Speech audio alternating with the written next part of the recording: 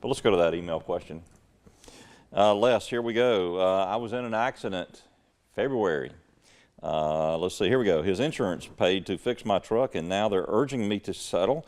I have heard 3 times the total amount of medicals and time missed from work. However, the injury to my neck will never totally go away and may cause me to miss work in the future. How do I figure out a correct amount to settle for? And this is Kirk.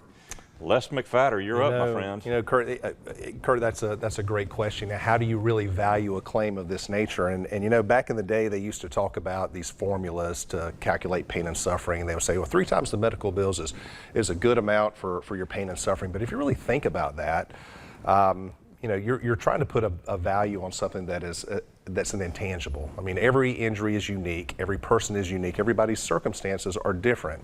And so, you know, somebody that might have great health insurance and they have a sedentary job and they're not going to miss a lot of time from work, that injury may not have as much of an impact on them as somebody that says they're a laborer, they work in a job that requires a lot of physical exertion, where they may be out of work because of those injuries. And so how do you really put a price tag on pain and suffering? Well, you know, it's either one of 2 ways. You either come to a decision, you view it in the light that's most favorable to you. You try to decide, is this something I can live with? Is this something I can deal with? Am I willing to sign a piece of paper to release my claim? Or you let the jury do it.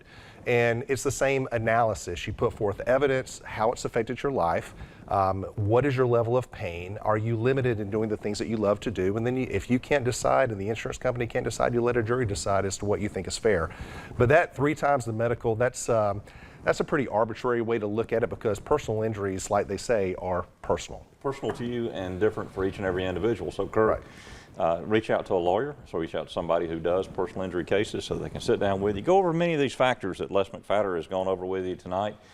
There may be something that I kind of sense a little bit of hesitation even with Kirk about settling for that. There must be something else to it.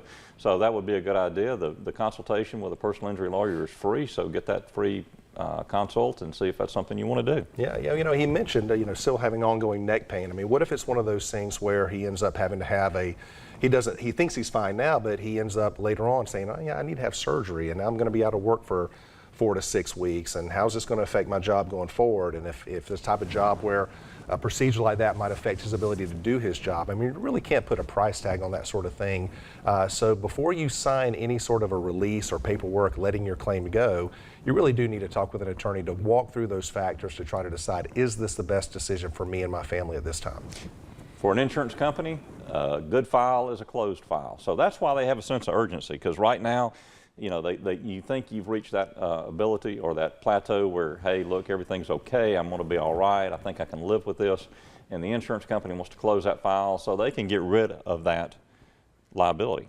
And that's what they want to do. I mean, and they come forward and they'll offer money, and you know, people pick up the phone and they just got in a wreck and they're sitting there going, oh, what do I do about this? What do I do about that? Insurance company comes forward and says, hey, we'll give you $3,000. We'll give you $5,000. And what they don't realize is by the time the bills have been processed and your PIP is paid, you may end up settling your case. You think you're getting a great deal for $3,000, $4,000, $5,000, and then you find out that, wait, I still owe the hospital 10, and I got to go see this doctor over here that's going to require me to pay 5, and my neck still hurts. And my neck still hurts. And so, yeah, it's never a good idea to rush at it, but that's what insurance companies like to do. They want to jump on it quickly. They're hoping they're going to find you in a moment of weakness to where you'll sign the paper for some fast money, but oftentimes it ends up being to your detriment. Yeah.